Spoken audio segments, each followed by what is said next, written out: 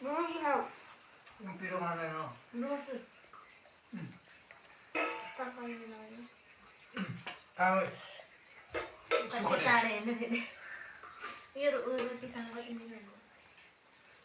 सबै जाड खाएको एउटा त डेन्जर फोटो खिचेर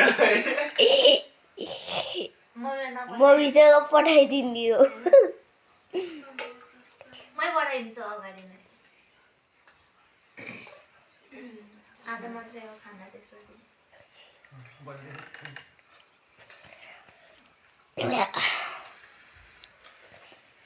नराम्रो थाहा बोला नि